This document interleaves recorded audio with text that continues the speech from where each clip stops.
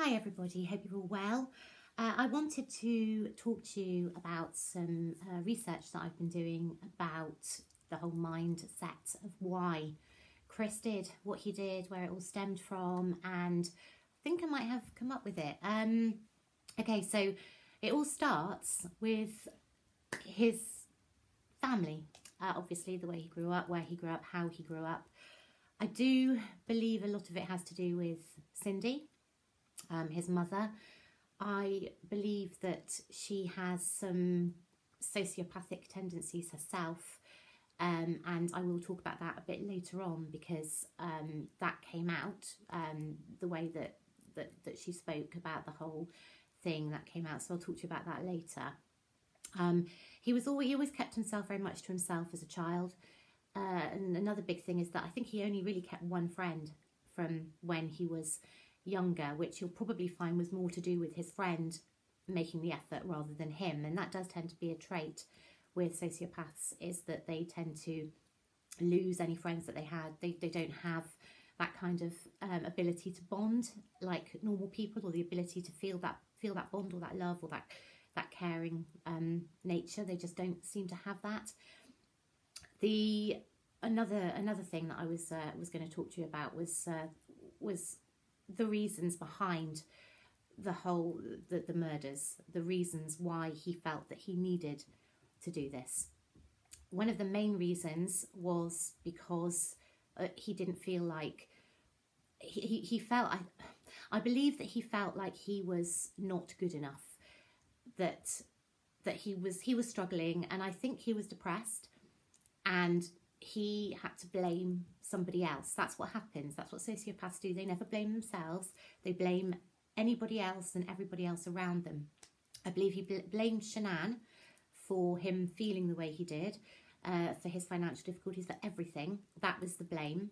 And if you notice, even afterwards, even when he was talking to the investigators in the interview, he was still blaming Shanann. It was Shanann's fault. That is always going to be the case with sociopaths. They're going to blame other people before they think of it being themselves. Also, he felt that the children were part of that cycle. Now, instead of, like most people, most rational minds will think, oh, okay, we'll just, have a divorce.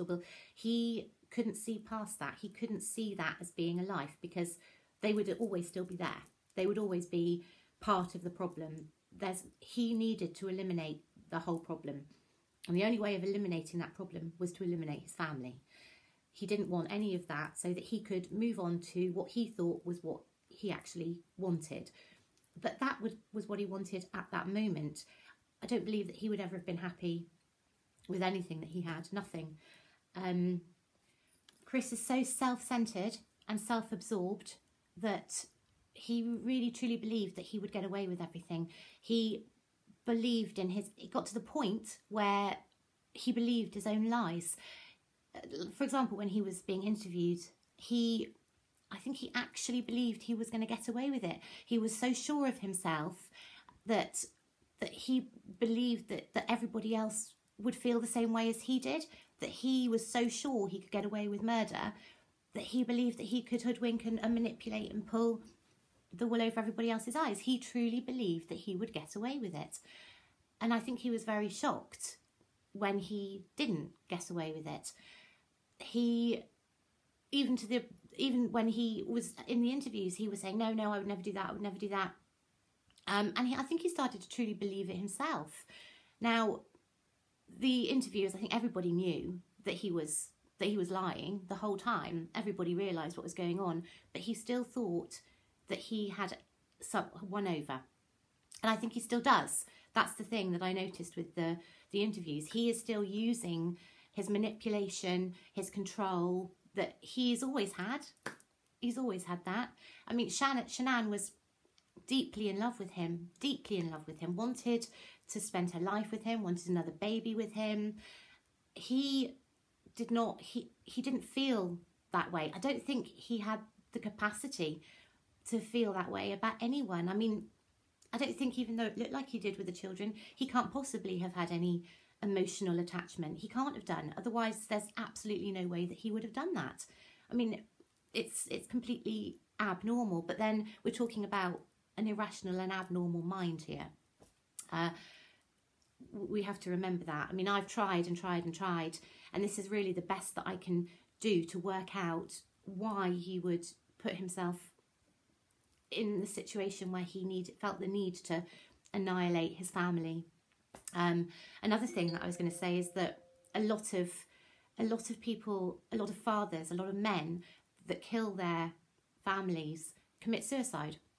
He's an anomaly when it comes to that. It's very unusual for somebody not to try to commit suicide. Now, again, that was his mind thinking that he was better than everybody else. And I'm wondering if that came from his mother. I'm wondering if his mother was constantly telling him, "You're amazing. You're better than everybody else. You're and not only that, but I was talking about taking the blame. Did you notice that she, when she did an interview after he was arrested, putting the blame firmly at Shanann's feet, blaming Shanann, saying that she was manipulative, she was an abuser, she was this, she was that.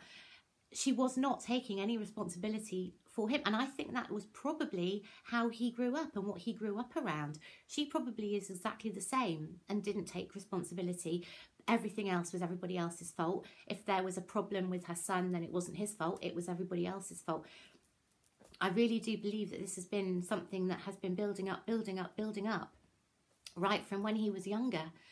So that is what I believe, is that he honestly believed that he could get away with murder. And I think Nicole was probably just somebody that kind of, he could see himself getting away from that life and starting all over again. She could have been the next one. She could have been the next victim. You just don't know. We don't know if there've been any previous, do we? I mean, we just don't know. So I just wanted to go into that with you and just tell you my feelings and my thoughts on that. I'm still researching. I'm still doing some bits and pieces. So I will come back to you and see what else I can find. But I just kind of wanted to give you a little bit of what I've been thinking about and what I've been going over, because I find it fascinating how somebody's mind can work like that and can be that odd, weird, sick is probably the best word. So thank you for listening. As I said, I'm still researching. I'm doing quite a lot of research on all sorts of things. So I will speak to you soon. But thanks ever so much for listening to me. Take care. Bye-bye.